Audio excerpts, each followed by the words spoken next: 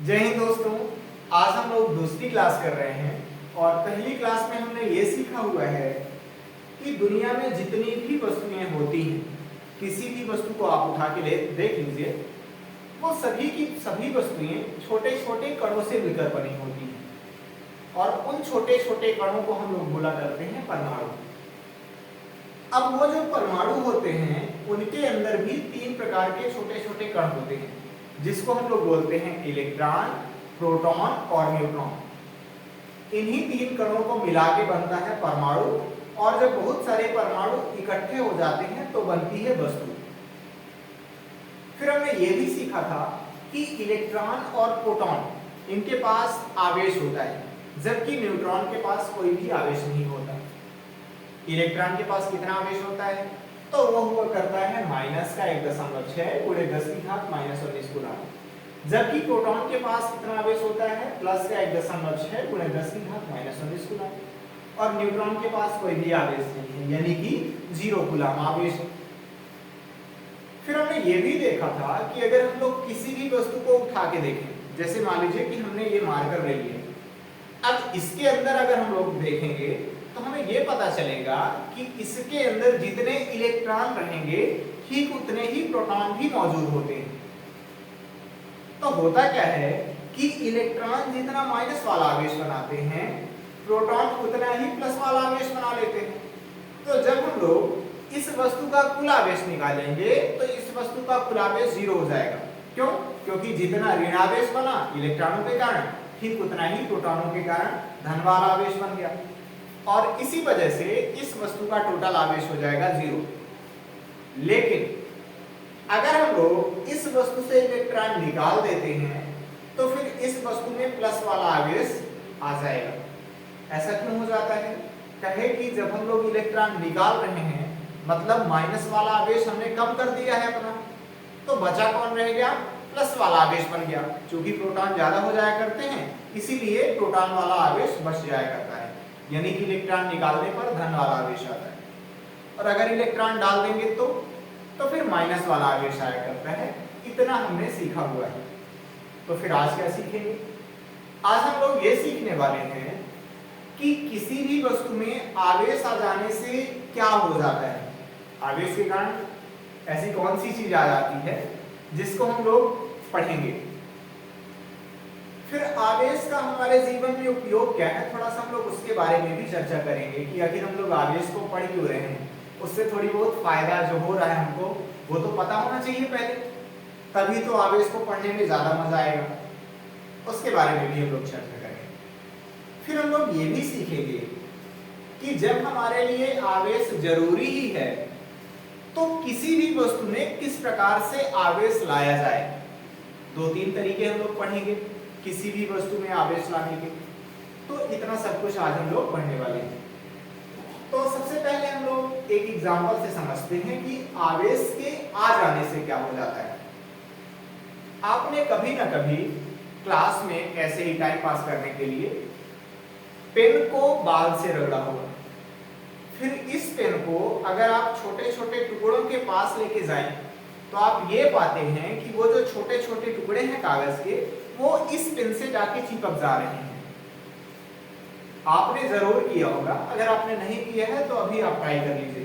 Pen लीजिए, उसको बाल से रगड़िए, फिर इस पेन को कागज के छोटे छोटे टुकड़ों के पास लेके जाइए तो आपको पता चलेगा कि ये जो कागज के छोटे छोटे टुकड़े हैं वो इस पेन से जाके चिपक रहे हैं। अब सवाल ये उठता है कि आखिर पेन में ऐसी कौन सी जादुई शक्ति आ गई है जिसके कारण वो कागज के छोटे छोटे टुकड़े पेन से चिपक रहे हैं।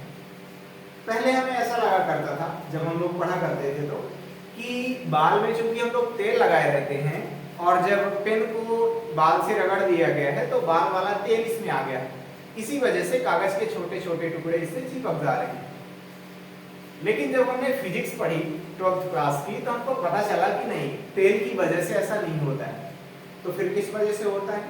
वो होता है आवेश की वजह से। इसी आवेश की वजह से ही पेन में वो कागज के छोटे छोटे टुकड़े चिपक जाते हैं। अब आवेश आता कैसे है ये तो आपको पता था कि या तो इस वस्तु से इलेक्ट्रॉन निकल गए होंगे या फिर इस वस्तु में इलेक्ट्रॉन चले गए होंगे, तभी आवेश आ सकता है।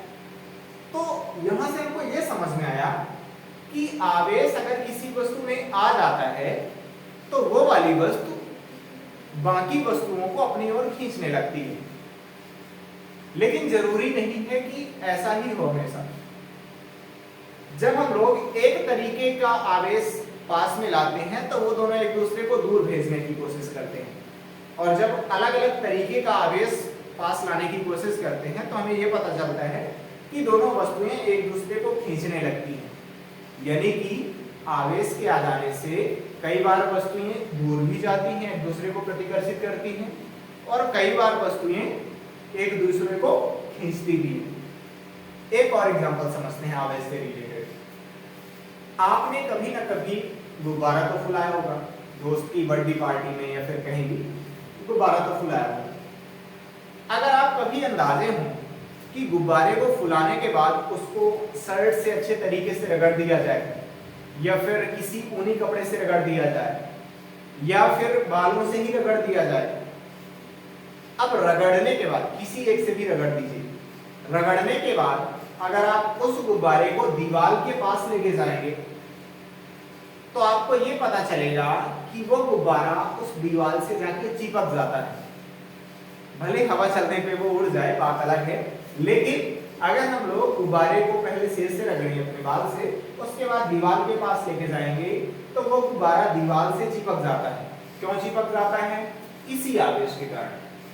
जब आवेश आ जाता है तो फिर वो गुब्बारा दीवार से चिपकता है। फिर और भी बहुत सारे यूज हैं आवेश के।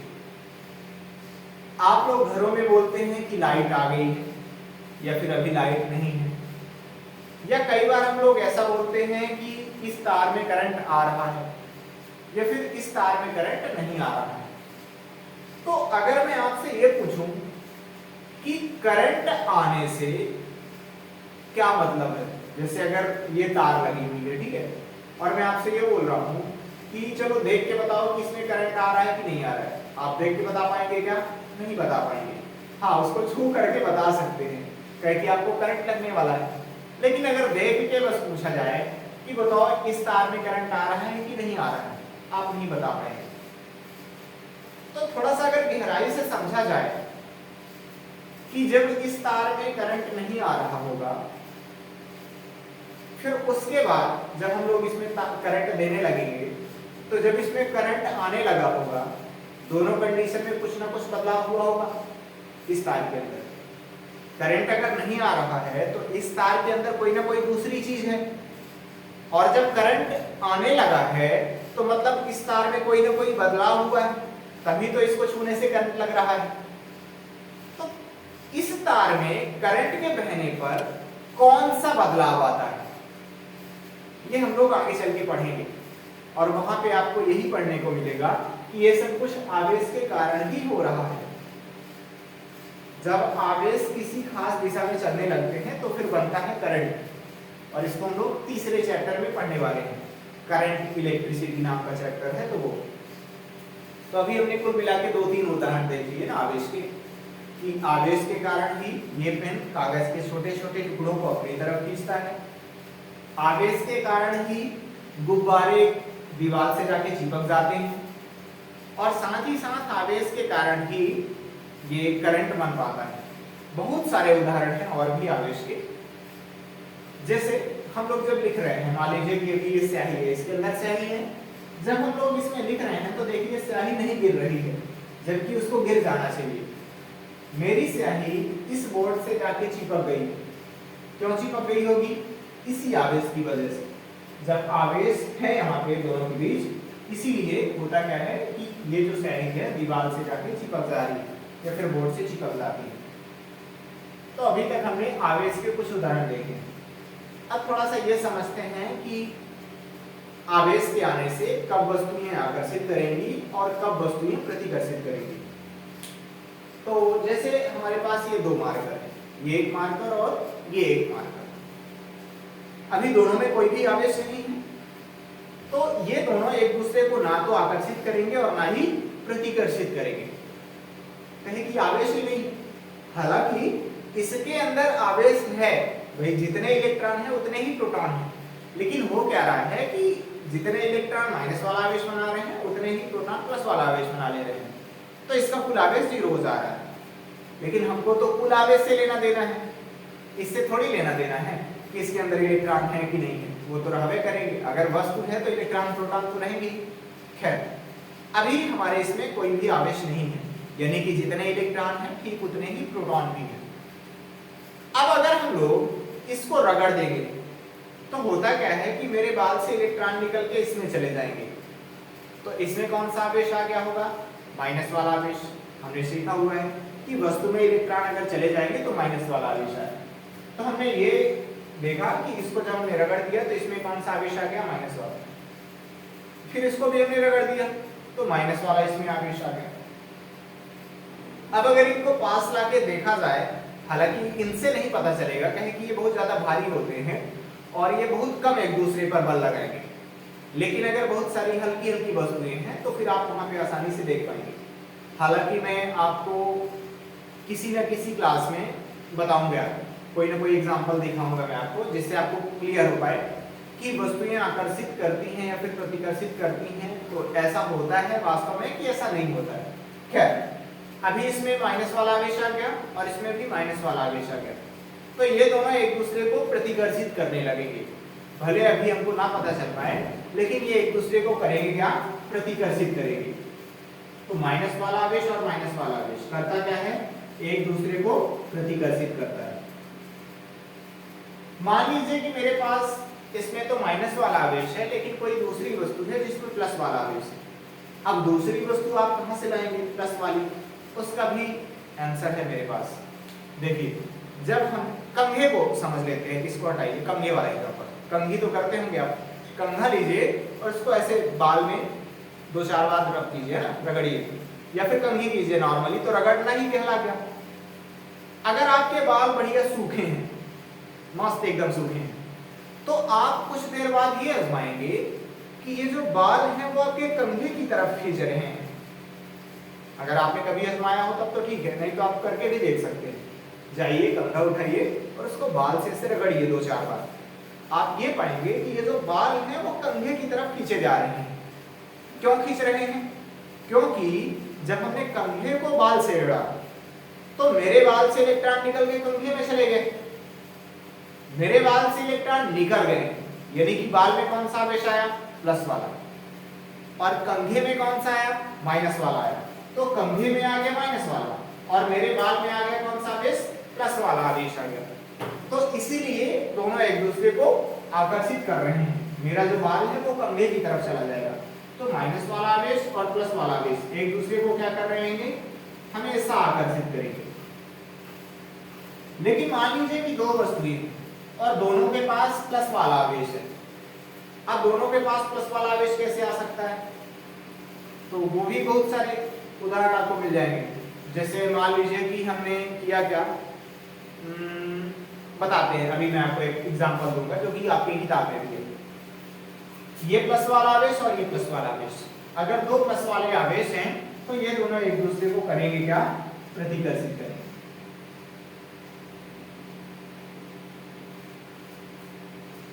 माइनस माइनस आवेश वाली वस्तुएं अगर आप ला रहे हैं तो प्रतिकर्षित करेंगी, वो एक दूसरे से दूर भागने की कोशिश करेंगी। दोनों प्लस प्लस आवेश वाली वस्तुएं हैं तो दोनों वस्तुएं एक दूसरे से दूर भागने की कोशिश करेगी। लेकिन अगर एक माइनस वाला है हमारे पास और एक वस्तु है जिसमें प्लस वाला आवेश है, तो फिर होगा क्या? वो दोनों वस्तुएं एक दूसरे को आकर्षित करेंगी, यानी कि एक जैसे आवेश वाली वस्तुएं प्रतिकर्षित करेंगी और अलग अलग आवेश वाली वस्तुएं एक दूसरे को आकर्षित करेंगी। अब एक एग्जांपल भी देख लेते हैं जो कि आपकी किताब में लिखा हुआ है। आपके पास कांच की रॉड होगी, या फिर कांच की रॉड नहीं है तो आप गिलास होगी, है ना? तो जो किताब में है आपके एग्जांपल उसको मैं बता दे रहा हूँ। मान लीजिए कि हमारे पास ये कांच की छड़ है, रॉड है, कोई कहे की है कांच की छड़। इस कांच की छड़ को अगर हम लोग रेशम के कपड़े के साथ रगड़े, मान लीजिए ये कांच की छड़ है, इसको हमने रेशम के कपड़े के साथ रगड़ दिया, तो होता क्या है कि कांच की छड़ से इलेक्ट्रॉन निकल के रेशम के कपड़े में चले जाते हैं। तो कांच की छड़ में कौन सा आवेश आ जाएगा? प्लस वाला आवेश आ जाएगा। अब हमने किया क्या, मान लीजिए कि इस छड़ को किसी दीवार से लटका दिया है। ये हमारी दीवार थी, यहाँ पे हमने धागा लगाया और इस कांच की छड़ को यहाँ पे हमने बांध दिया है। ये कौन सी छड़ है? ये कांच की छड़।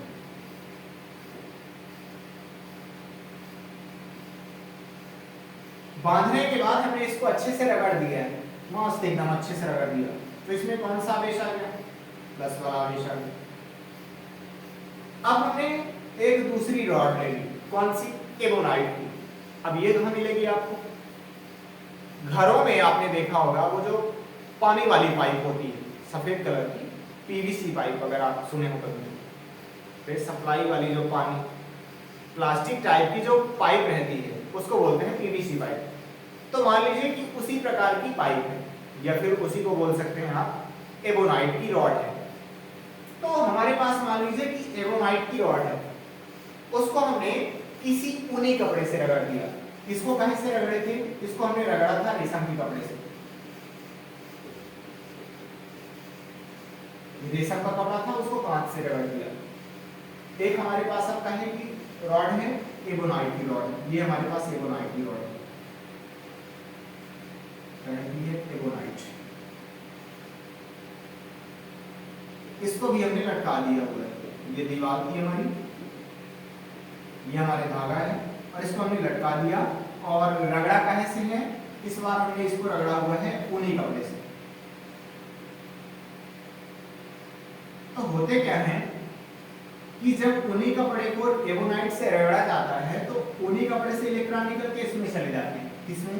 एबोनाइट की छड़ में। तो इस एबोनाइट की छड़ में कौन सा आवेश आ जाएगा? माइनस वाला आवेश आएगा, क्योंकि इसमें अब इलेक्ट्रॉन चले गए। अब अगर मैं धागा पकड़ के या फिर किसी सतह को पकड़ के ऐसे पास लाऊंगा तो ये छड़ भी पास आएंगी इधर से। अब जैसे ही ये पास पास आएंगी तो अपने को ये पता चलेगा कि ये दोनों तो एक दूसरे से पास आने की कोशिश कर रही हैं। क्यों? क्योंकि इसमें है प्लस वाला आवेश और इसमें है माइनस वाला आवेश। यानी कि जैसे ही आप देखिए ये अभी दूर दूर है तो इनका प्रभाव कम रहेगा। जैसे ही आप इनको पास लाएंगे तो कांच की छड़ में प्लस वाला आवेश और एबोनाइट की छड़ में माइनस वाला आवेश। तो जैसे ही आप थोड़ा सा इतना पास कर देंगे तो उनको ऐसे सीधा जोड़ना चाहिए ना, लेकिन ऐसा नहीं होगा। तो आप देखेंगे कि हल्का हल्का ये दोनों एक दूसरे को खींच रहे हैं, पास पास आने की कोशिश कर रहे हैं। क्यों? क्योंकि इसमें प्लस वाला आवेश है और उसमें माइनस वाला आवेश। फिर दूसरा एग्जांपल लेते हैं। ये मैं मिटा दे रहा हूं इसको। हमने एक दूसरा एग्जांपल ले लिया। इस बार हम कर क्या रहे हैं? इस बार हमारे पास मान लीजिए कांच की छड़ है टोटल दोनों, ये भी कांच की छड़ है और ये भी हमारे पास क्या है? कांच की छड़। अब हमने किया क्या? दोनों कांच की छड़ को रगड़ दिया किससे? रेशम के कपड़े से। क्या होता है?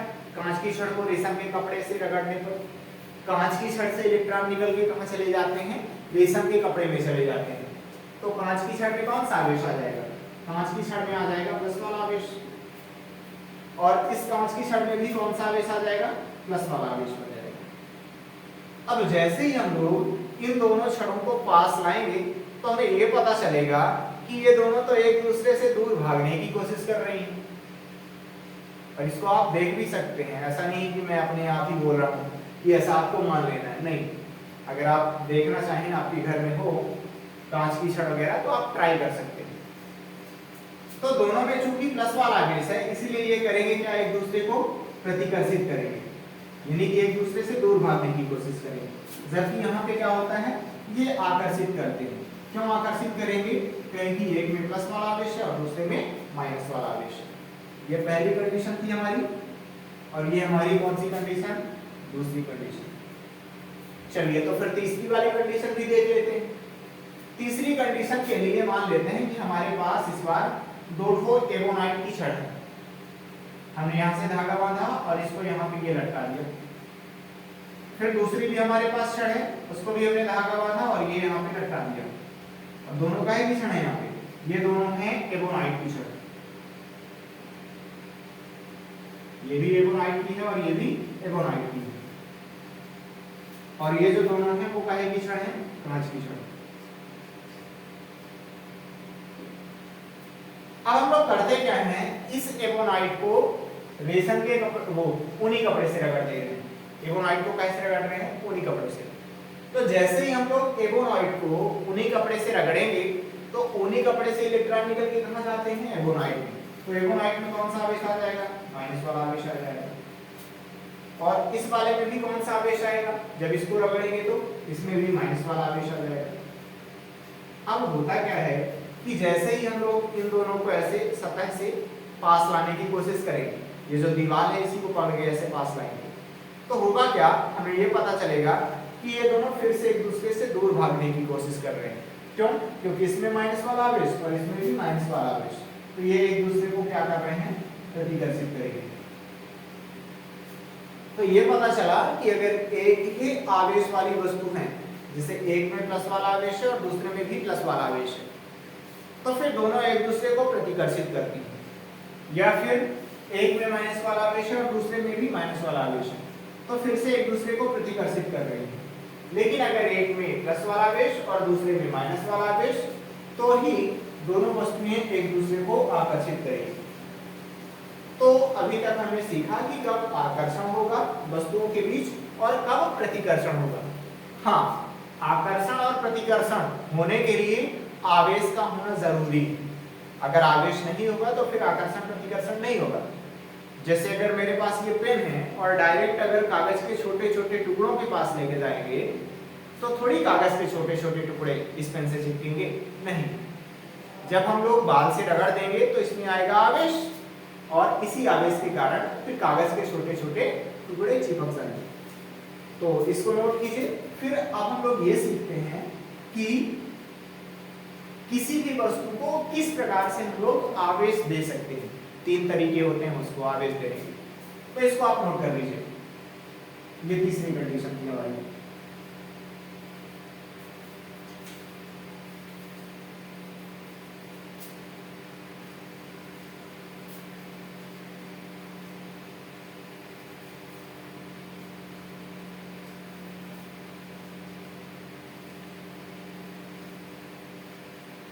इसको मिटा दें।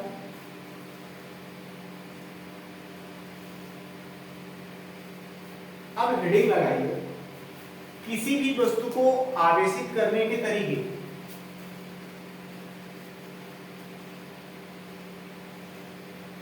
वस्तु को आवेशित करने के तरीके, इंग्लिश में इसको बोल सकते हैं मेथड्स ऑफ चार्जिंग। चलो 3 तरीके हैं हमारे पास। पहला तरीका है घर्षण द्वारा,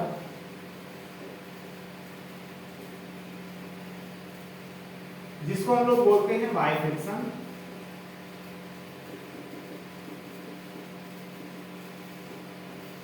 दूसरा होता है हमारे पास चालन द्वारा, जिसको हम लोग बोलते हैं बाई कंडक्शन।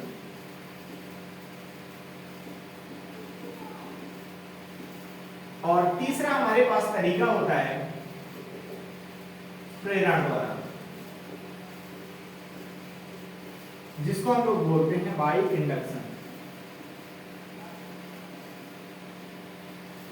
यही 3 तरीके होते हैं जिससे हम लोग किसी भी वस्तु को आवेशित कर सकते हैं।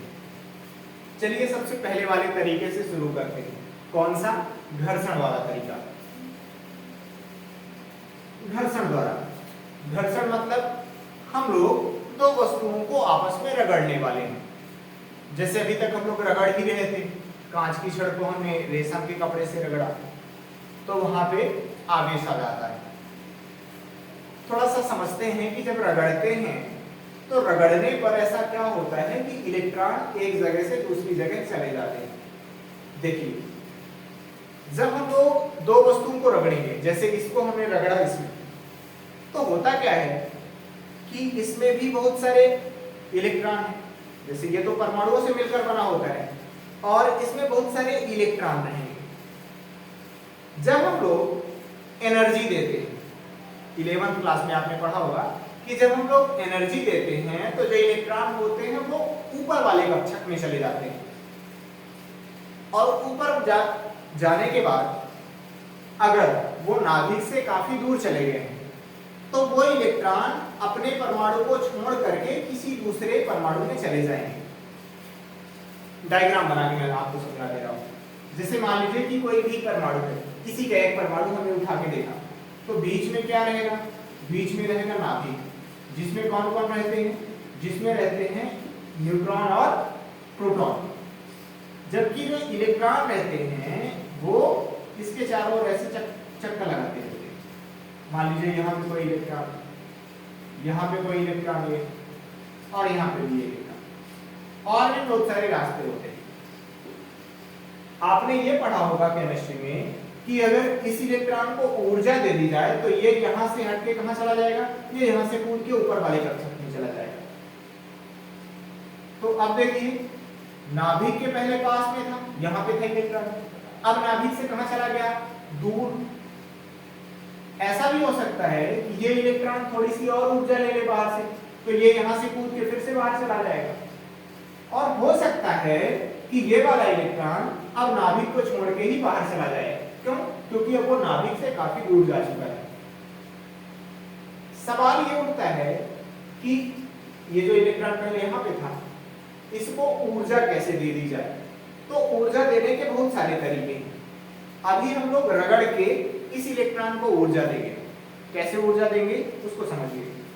जैसे मान लीजिए कि हमारे पास ये एक वस्तु है और ये हमारे पास दूसरी वस्तु थी, इसको हमने रगड़ा, यहाँ पे दोनों एक दूसरे को टच कर रहे हैं। जैसे ये हमने इसको रगड़ा, अभी शर्ट पे रगड़ा, तो होता क्या है कि हम लोग यहाँ पे काम कर रहे हैं।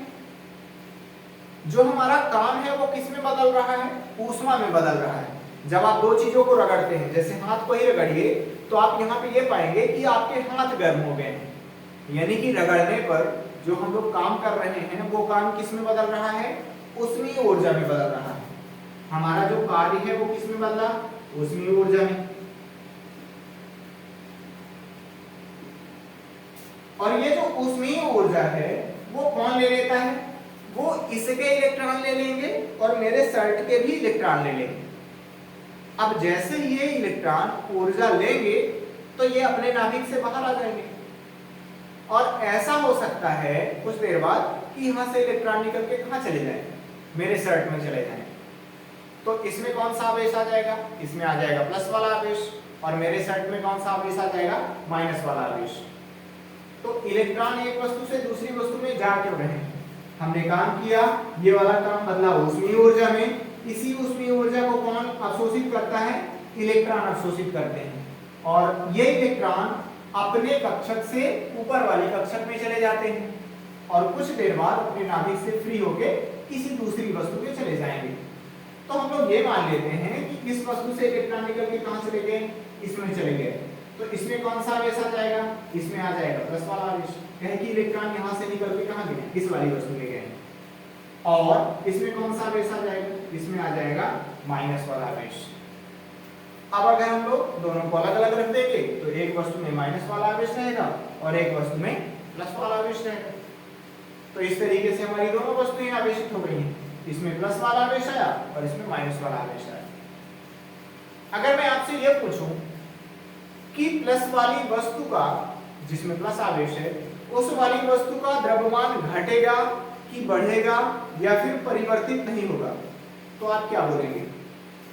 यहाँ पे आप आसानी से देख पा रहे हैं कि प्लस आवेश होने का मतलब ये है कि इलेक्ट्रॉन निकल गए, यानी कि इसका द्रव्यमान क्या हुआ? घट जाएगा। इलेक्ट्रॉनों का अपना द्रव्यमान भी तो होता है। अगर इलेक्ट्रॉन निकले तो इसमें द्रव्यमान क्या हो जाएगा? इसका जो द्रव्यमान है वो कम हो जाएगा, और जिसमें ऋण आवेश आया है तो उसका द्रव्यमान हमेशा बढ़ जाएगा। जितने ज्यादा इलेक्ट्रॉन आएंगे उतना ज्यादा ऋण आवेश आएगा, यानी कि उतना ही ज्यादा द्रव्यमान उसका बढ़ेगा। और प्लस वाली वस्तु में जितना ज्यादा आवेश मतलब उतने ही ज्यादा इलेक्ट्रॉन निकल गए हैं, इसका मतलब यह है कि उसका उतना ही द्रव्यमान कम हो जाने वाला है। लेकिन जो हम लोग इसको बाल से रगड़ देते हैं तो मेरे बाल से इलेक्ट्रॉन निकल के इसमें आ गए, लेकिन हमको भारी तो नहीं लग रहा ना, जबकि भारी लगना चाहिए। ऐसा इस वजह से नहीं हो रहा है कि इलेक्ट्रॉनों का द्रव्यमान बहुत कम होता है और उतना हम लोग सेंस ही नहीं कर सकते हैं। अगर इसमें 1000, 2000, लाख, 2 लाख इलेक्ट्रॉन डाल भी दे जाएं तो हम लोगों को फर्क नहीं पड़ेगा, हम लोग पता ही नहीं कर पाएंगे कि ये भारी हो गया है, बहुत कम होता है इलेक्ट्रॉन। खैर, पहला तरीका क्या था कि दो वस्तुओं को हम लोगों ने रगड़ा। जब हम लोग रगड़ते हैं तो हम लोग करते हैं काम, ये काम ऊष्मीय ऊर्जा में बदलता है और इसी ऊष्मीय ऊर्जा को सोखते हैं इलेक्ट्रॉन। इलेक्ट्रॉन सोखने के बाद या तो यहाँ से इलेक्ट्रॉन निकल के दूसरी वस्तु में चले जाएंगे या फिर दूसरी वस्तु से इलेक्ट्रॉन निकल के इसमें आ जाएंगे। अब जिसमें कम ऊर्जा चाहिए होगी इलेक्ट्रॉन को, जैसे मान लीजिए कि इसमें से इलेक्ट्रॉन अगर निकालना चाहता है तो 5 जूल ऊर्जा चाहिए और इसमें से इलेक्ट्रॉन निकालना चाहता है तो मान लीजिए 8 जूल ऊर्जा चाहिए। तो होगा क्या कि जब रगड़ेंगे तो धीरे धीरे ऊर्जा बढ़ेगी। अब जैसे ही इस वस्तु के इलेक्ट्रॉन को 5 जूल ऊर्जा मिली तो ये तो निकल चला, ये यहां से निकल के यहाँ जाएगा, लेकिन इस वाले का नहीं निकल पाएगा ना। तो जिसमें कम ऊर्जा चाहिए निकलने के लिए वहां से इलेक्ट्रॉन निकल लेंगे और दूसरी वस्तु में चले जाएंगे। तो इस तरीके से हम लोग पता कर पाते हैं कि किस वस्तु से इलेक्ट्रॉन निकल के किस वस्तु में जाएंगे। जैसे हमने अभी कुछ देर पहले कांच को रेशम के कपड़े से रगड़ा था, तो होता क्या है कि कांच को कम ऊर्जा चाहिए इलेक्ट्रॉन निकलने के लिए, इसीलिए कांच से हमेशा इलेक्ट्रॉन निकल के किस में जाएंगे, रेशम के कपड़े में जाएंगे। तो ये हमारी वस्तु थी, इसमें प्लस वाला आवेश आ गया और ये वस्तु थी, इसमें माइनस वाला आवेश आ गया। बस सिंपल, दोनों को अलग अलग रख दीजिए। अब अगर आप दोनों को झुलाएंगे धागे से बांध के तो आपको ये पता चलेगा कि दोनों एक दूसरे को खींचेंगे भी। आप क्यों खींच रहे हैं, कह दिए एक में प्लस वाला आवेश और दूसरे में माइनस वाला आवेश। अब हम लोग दूसरा तरीका समझते हैं, कौन सा, चालन द्वारा।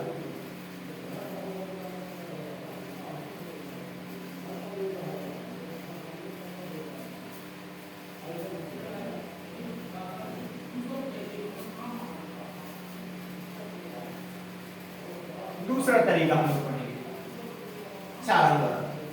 इसमें हम लोग करेंगे क्या, जिस वस्तु को आवेशित करना चाह रहे हैं उस वस्तु को हम लोग किसी आवेशित वस्तु से टच करा देंगे। एग्जांपल से समझें, जैसे मान लीजिए कि हमारे पास ये कोई वस्तु है, इसको हम लोग आवेशित करना चाह रहे हैं, तो हम करेंगे क्या, एक आवेशित वस्तु लाएंगे। जैसे मान लीजिए कि हमारे पास ये कोई दूसरी वस्तु, ये कोई दूसरा गोला था हमारे पास जिसमें पहले से ही प्लस वाला आवेश है। अब आपको ये पता है कि जो प्लस प्लस आवेश होता है वो एक दूसरे को प्रतिकर्षित करता है। तो अभी अगर यहाँ पे ये रखा हुआ है तो ये जो प्लस वाला आवेश है ये एक दूसरे से दूर नहीं जा पाएगा, लेकिन जब हम लोग इसको इससे टच करा देंगे, अभी दूर दूर हमने रखा था, कुछ देर बाद हमने किया क्या, ये जो वस्तु है इस वस्तु से उसको ले जाके टच करा दिया, ये टच करा दिया। अब ये वाला जो प्लस का आवेश है वो कहाँ चला जाएगा, इसमें चला जाएगा, तो ये वाला प्लस का आवेश इसमें आ जाएगा। तो ये देखिए इसमें भी चारों साइड प्लस वाला आवेश आ गया, और जब इसमें से आवेश निकल के इसमें गया, मतलब यहाँ से आवेश निकल के इसमें गया तो इसमें भी कुछ आवेश थोड़ा सा क्या हो जाएगा, कम हो जाएगा। प्लस वाला आवेश इसमें था, इसमें टच करा दिया, प्लस वाला आवेश एक दूसरे को दूर भेजता है, इस वजह से हुआ क्या है कि ये वाला प्लस का आवेश इधर साइड चला गया, तो इसमें थोड़ा सा प्लस की कमी हो गई और इसमें भी प्लस वाला आवेश आ गया। थोड़ा सा हम लोग यहाँ पे ये भी समझने की कोशिश करते हैं कि वास्तव में हुआ क्या है। जैसे हमने बोल दिया ना आपको कि ये वाला प्लस का आवेश इसमें आ गया है, तो क्या वो वास्तव में आता है या फिर हम लोग ऐसे ही कूल जरूर बता देते हैं।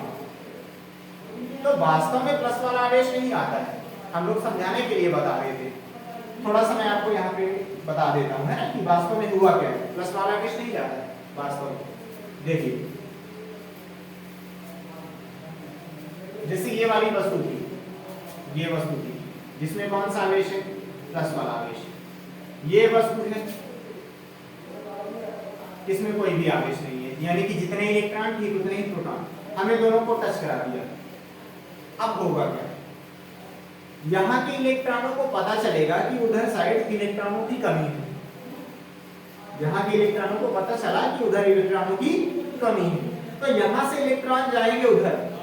मान लीजिए कि यहाँ से एक इलेक्ट्रॉन निकल के उधर चला गया, तो यहाँ पे कौन सा आवेश आया, प्लस, और जब इलेक्ट्रॉन यहाँ से यहाँ चला गया तो ये वाला आवेश खत्म हो गया।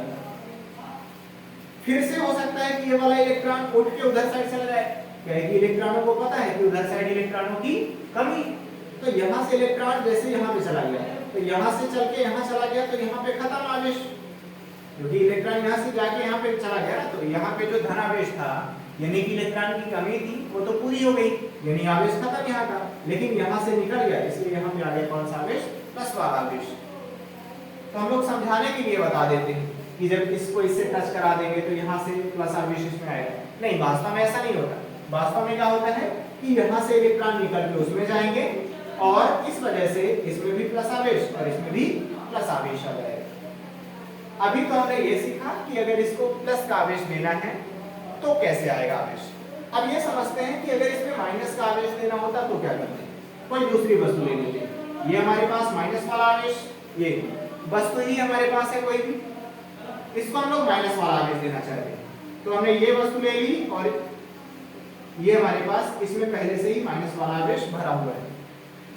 अब जैसे ही इस वस्तु को इससे टच कराएंगे तो होगा क्या, उसको समझते हैं। ये हमारे पास ये वस्तु थी, ये हमने इसको ले जाके इससे टच करा दिया, ये करा दिया टच।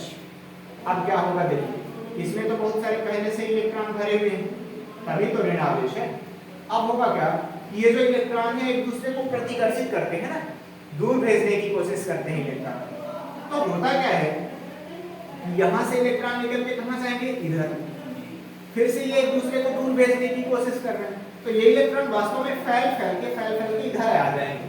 तो जब इलेक्ट्रॉन इधर साइड आ जाएंगे मतलब यहाँ पे भी इलेक्ट्रॉन ज्यादा हो गए, इस वजह से यहाँ पे ऋण आवेश आ गया। और चूंकि यहाँ से इलेक्ट्रॉन निकल के यहाँ पे आ गए तो इसमें कौन सा आवेश, तो इसमें थोड़ा सा आवेश कम हो जाएगा।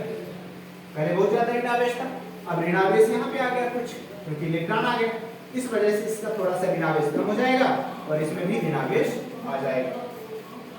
अब अगर इन दोनों को अलग अलग रख देंगे तो होगा क्या, देखिए इन दोनों को अलग अलग कर देंगे तो पहली वाली वस्तु में भी माइनस वाला आवेश और दूसरी वाली वस्तु में भी माइनस वाला आवेश। तो ये देखिए दोनों वस्तु में क्या आ गया है, प्लस वाला आवेश आ गया। ठीक उसी तरीके से इसको भी अलग कर दीजिए तो इसमें भी आवेश और इसमें भी आवेश रहा है। तो ये तरीका हुआ कौन सा, चालन द्वारा। अब हम लोग लास्ट तरीका पढ़ेंगे कौन सा, प्रेरण वाला।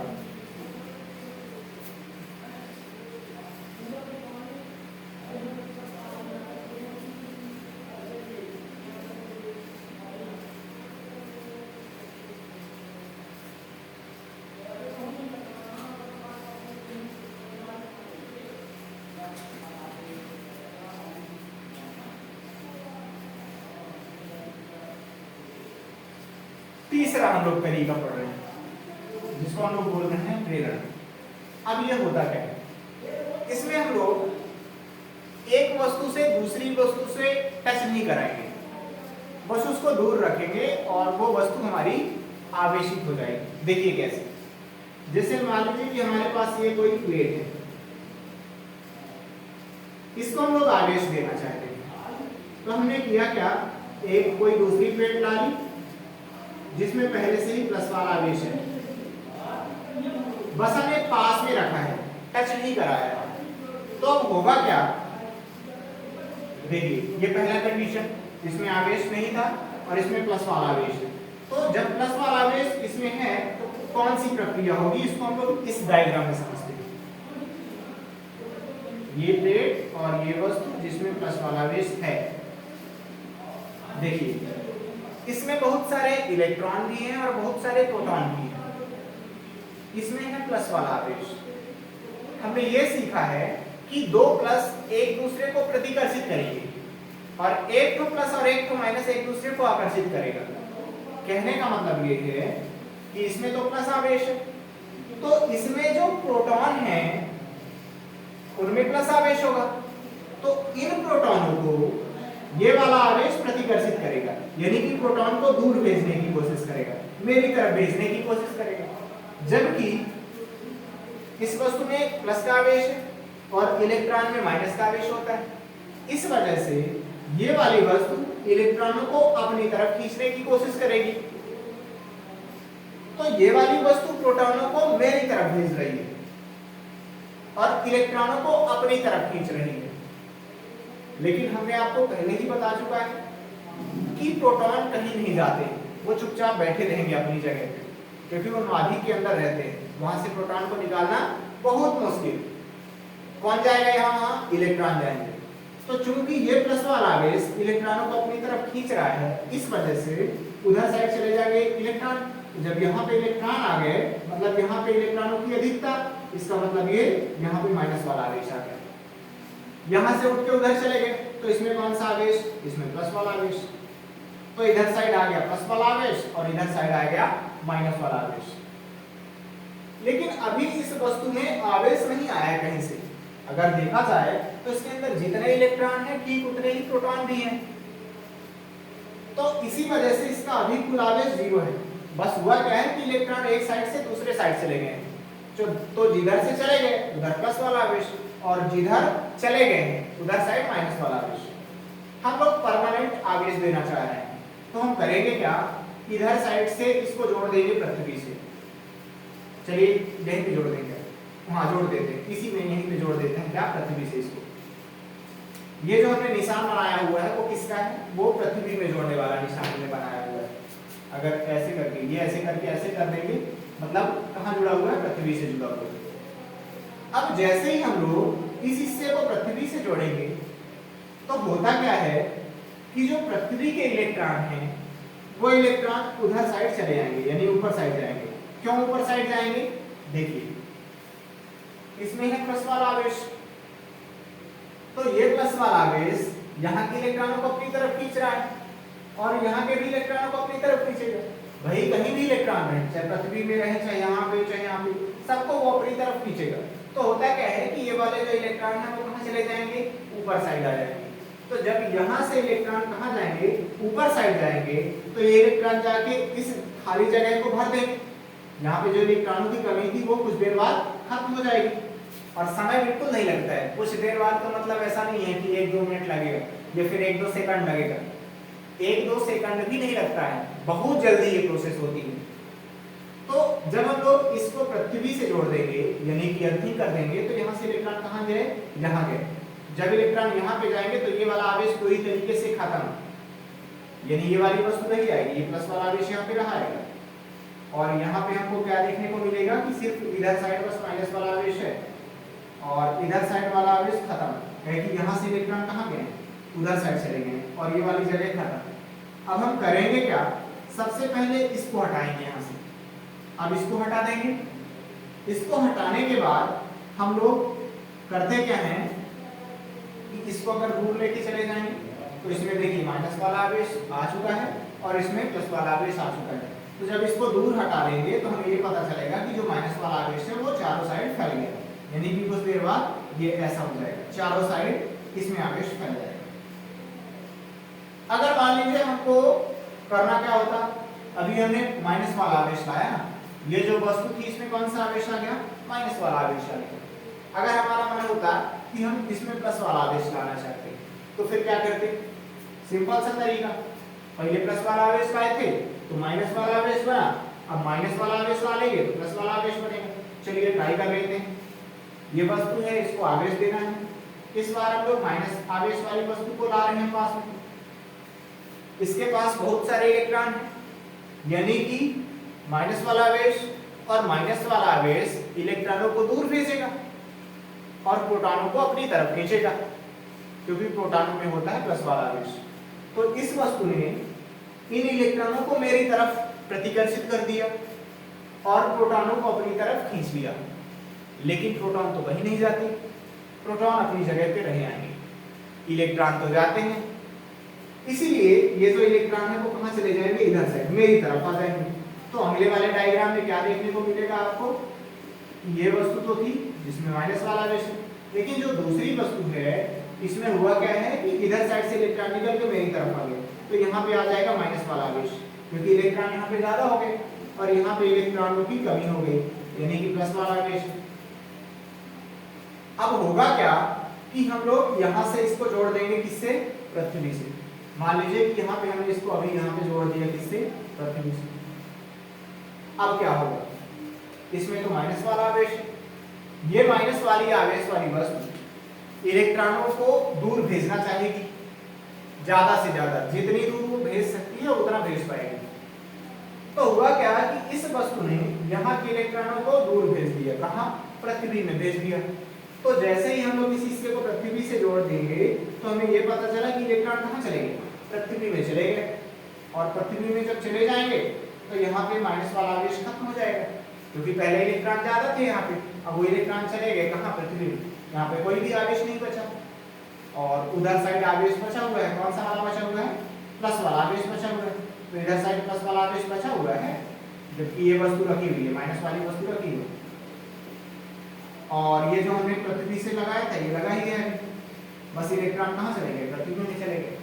अब सबसे पहले आपको करना क्या है, इसको हटाना है। चलिए यहाँ पे ये भी समझ लेते हैं कि मैं इसी को ही पहले क्यों हटा रहा हूँ। यहाँ पे भी हमने सबसे पहले अर्थिंग हटाई थी, अगर अर्थिंग नहीं हटाएंगे तो क्या होगा। सपोज कीजिए कि आपने इसको हटा दिया, इस वस्तु को हटा दिया, जैसे ही आप इस वस्तु को हटा देंगे तो अब होगा क्या कि इसमें है इलेक्ट्रॉनों की कमी, यानी कि प्लस वाला आवेश। ये प्लस वाला आवेश इलेक्ट्रॉनों को अपनी तरफ खींचता है, तो करेगा क्या, ये वाला प्लस का आवेश यहाँ से इलेक्ट्रॉनों को अपनी तरफ खींच लेगा। जब इलेक्ट्रॉन अपनी तरफ आएंगे तो ये वाला आवेश खत्म हो जाएगा ना, इलेक्ट्रॉन यहाँ से गए, मतलब जो जगह खाली थी उन्होंने भर दिया, तो प्लस वाला आवेश खत्म।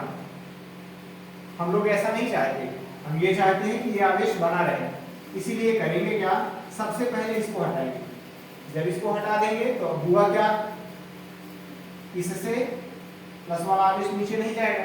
कहने का मतलब ये है कि इलेक्ट्रॉन नीचे से ऊपर नहीं आ पाएंगे, क्योंकि रास्ता ही खत्म हो गया। अब जब नीचे से इलेक्ट्रॉन यहाँ पे नहीं आएंगे कोई समस्या ही नहीं है, इसको हटा दो। जैसे ही आप इसको हटाएंगे तो हुआ क्या, ये वाला जो प्लस वाला आवेश है ये चारों साइड फैल जाएगा। और आप कुछ देर बाद ये देखेंगे कि ये जो प्लस का आवेश था वो अब चारों साइड फैल गया है। तो पहले वस्तु में कोई भी आवेश नहीं था, फिर बाद में आवेश आ गया। यहाँ पे आपको ये भी ध्यान रखना है कि ये वाला प्लस का आवेश चारों साइड नहीं फैला है, बल्कि यहाँ से कोई इलेक्ट्रॉन चला गया होगा उधर साइड। यहाँ से इलेक्ट्रॉन जब उधर साइड गया तो इधर साइड आ गया प्लस वाला आवेश, और इधर साइड का प्लस वाला आवेश खत्म। तो कुछ ऐसी कहानी होती है। थोड़ा सा रिवाइज कर लें कि अभी तक हमने क्या सीखा। हमने ये सीखा है कि या तो वस्तु से इलेक्ट्रॉन निकालने हैं या फिर वस्तु को इलेक्ट्रॉन देने हैं, तो फिर उसमें आएगा आवेश। आवेश देने के 3 तरीके, घर्षण, चालन और प्रेरण। घर्षण में हम लोग 2 चीजों को रगड़ते हैं, लेकिन आपको ये भी ध्यान रखना है कि जो हम लोग दोनों चीजें ले रहे हैं या फिर दोनों वस्तुएं ले रहे हैं वो दोनों कुचालक होनी चाहिए। जैसे ये है, पेन है, ये सारी चीजें कुचालक होती है। तो जब रगड़ते हैं वहां पे इलेक्ट्रॉनों का ट्रांसफर होता है और दोनों वस्तुओं में आवेश आता है। एक में प्लस वाला आवेश आएगा, दूसरे में माइनस वाला आवेश आएगा। जितना एक में प्लस वाला आवेश आएगा ठीक उतना ही दूसरे में माइनस वाला भी आवेश आएगा। फिर चालन द्वारा में हम लोग करते क्या है, जिस वस्तु को आवेशित करना है उसमें एक दूसरी आवेशित वस्तु टच करा देते हैं, तो इसका आवेश इसमें चला जाएगा और वो वस्तु भी चार्ज हो जाएगी, यानी कि आवेश आ जाएगा उसमें भी। तीसरे तरीके का आवेश होता है प्रेरण द्वारा, उसको भी हमने डिटेल से समझा हुआ है। अब हम लोग अगली क्लास में ये पढ़ेंगे कि सूक्ष्मदर्शी क्या होता है, वो सॉरी सूक्ष्मदर्शी नहीं, विद्युतदर्शी। सूक्ष्मदर्शी तो दूसरी चीज है। हम लोग पढ़ेंगे विद्युतदर्शी क्या होता है। साथ ही साथ हम लोग को ये पढ़ना है कि आवेशों के पास कौन कौन से गुण होते हैं, आवेशों के गुण हम लोग पढ़ेंगे। फिर उसके बाद आगे के टॉपिक्स भी हम लोग को पढ़ना है। तो फिर मिलते हैं नेक्स्ट क्लास में। आपको आज का लेक्चर कैसा लगा उसको कमेंट करके बताएं। मिलते हैं नेक्स्ट क्लास में। पढ़ाई करते रहिए। जय हिंद।